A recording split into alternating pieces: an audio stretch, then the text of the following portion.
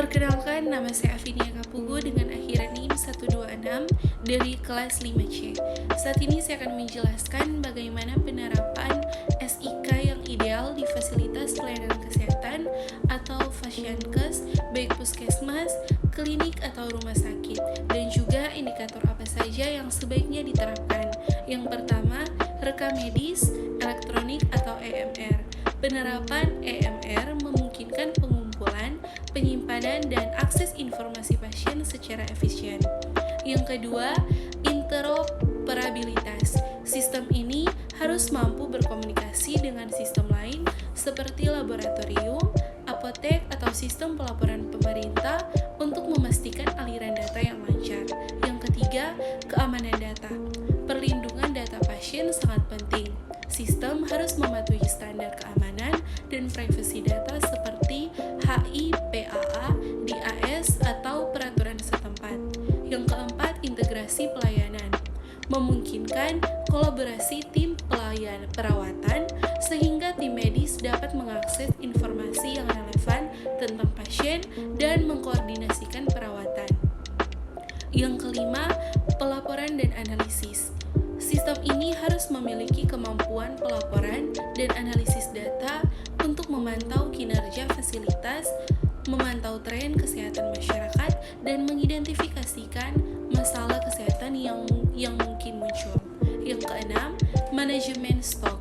Fasilitas kesehatan perlu memantau persediaan obat dan peralatan medis untuk memastikan ketersediaan yang optimal.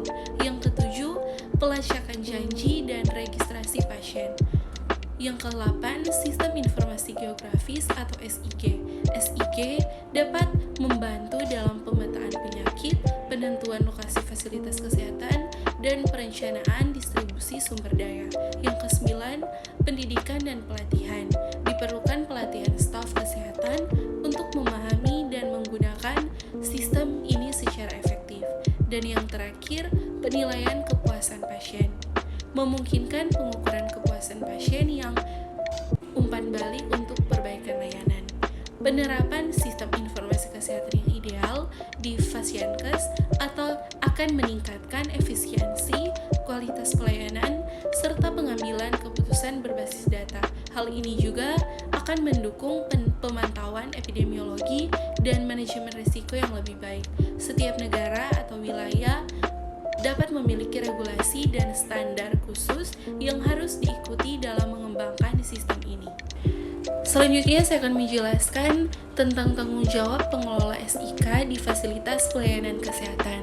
Pengelola SIK di fasilitas pelayanan kesehatan memiliki tanggung jawab penting dalam menjaga, mengelola, dan memastikan kelancaran operasi sistem tersebut.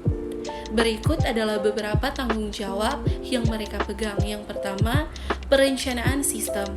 Pengelola SIK bertanggung jawab merencanakan pengembangan dan perbaikan sistem informasi kesehatan sesuai dengan kebutuhan dan tujuan fasilitas pelayanan kesehatan. Yang kedua, pengelolaan data. Mereka harus memastikan data pasien dan informasi kesehatan lainnya dikumpulkan, disimpan, dan diakses dengan aman dan efisien, termasuk manajemen basis data, perlindungan privasi data, dan backup rutin. Yang ketiga, pengembangan sistem. Pengelola SIK harus berperan dalam merancang, mengembangkan, dan memelihara perangkat lunak serta perangkat keras yang digunakan dalam sistem informasi kesehatan. Yang keempat, pelatihan dan dukungan. Mereka bertanggung jawab untuk melatih staf kesehatan tentang cara menggunakan sistem informasi kesehatan yang efektif. Yang kelima, keamanan informasi. Pengelola SIK harus menjaga keamanan dan privasi data serta memastikan bahwa sistem ini mematuhi standar keamanan yang berlaku seperti HIPAA atau DAS atau regulasi setempat. Dan yang keenam, integrasi dan interoperabilitas.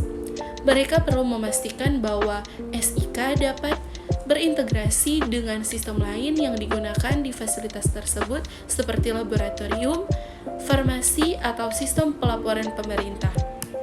Yang ketujuh, pemantauan kinerja. pengelola SIK harus memantau kinerja sistem secara berkala, memastikan ketersediaan yang optimal, dan mengidentifikasikan dan mengatasi masalah yang mungkin muncul. Yang ke-8, pengelolaan proyek. Saat mengimplementasikan atau mengupdate sistem informasi kesehatan, pengelola SIK harus dapat mengelola proyek ini dengan efisien, termasuk perencanaan anggaran, manajemen sumber daya, dan pemantauan progres. Yang ke-9, kepatuhan regulasi.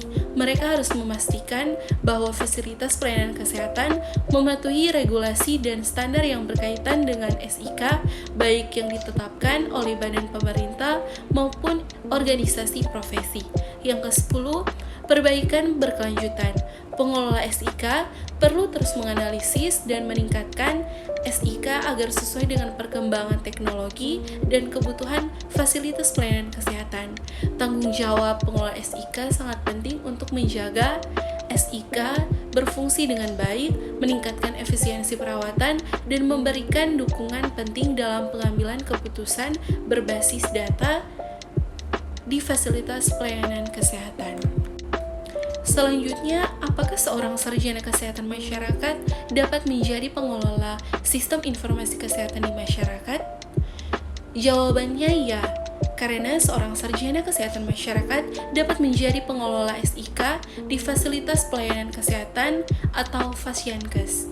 Mereka memiliki pemahaman yang kuat tentang isu-isu kesehatan masyarakat, manajemen sumber daya kesehatan, serta kebijakan kesehatan. Ini juga bisa menjadi aset berharga dalam memahami kebutuhan dan tujuan fasilitas pelayanan kesehatan, serta mengintegrasikan SIK dengan praktik dan kebijakan kesehatan yang relevan.